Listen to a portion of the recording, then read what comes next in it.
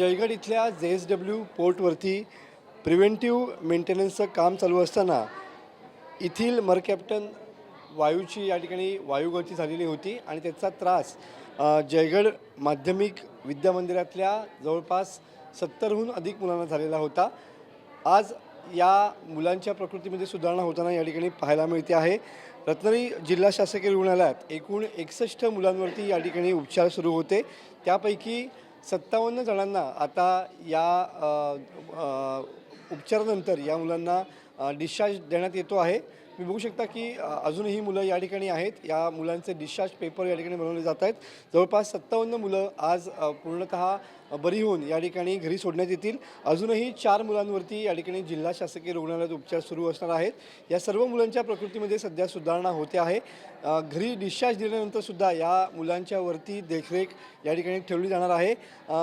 ज्या पद्धतीनं वायुगळती झालेली होती त्यानंतर हलगर्जीपणा केल्याप्रकरणी JSW पोर्टच्या चौघांविरोधात या ठिकाणी गुन्हा दाखल झालेला आहे। या संदर्भातली पूर्ण सखोल चौकशी जी आहे ती जी तज्ज्ञ समिती या संदर्भात नेमण्यात आलेली आहे त्यांच्या माध्यमातून सुरू झालेली पाहायला मिळते। एकंदरीतच ज्या वायुगळतीमुळं ज्या मुलांना या ठिकाणी श्वसनाचा आणि उलटीचा त्रास होत होता त्या मुलांच्या प्रकृतीत पूर्णतः सुधारणा झालेली पाहायला मिळते आहे। 57 मुलांना थोड्याच वेळात या ठिकाणी डिस्चार्ज मिळेल। अजूनही 4 मुलांवरती जिल्हा शासकीय रुग्णालयात उपचार केले जातील। मात्र या सर्व मुलांच्या प्रकृतीत पूर्णपणे सुधारणा झाल्याचा दावा या ठिकाणी जिल्हा आरोग्य प्रशासनानं या ठिकाणी केलेला पाहायला मिळतोय।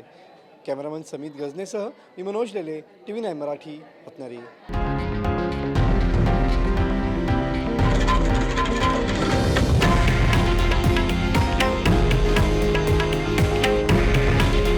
हे आहे देशातील नंबर 1 न्यूज नेटवर्क आणि आपण पाहत आहात TV9 मराठी। काळजी तुमची, हित महाराष्ट्राचं।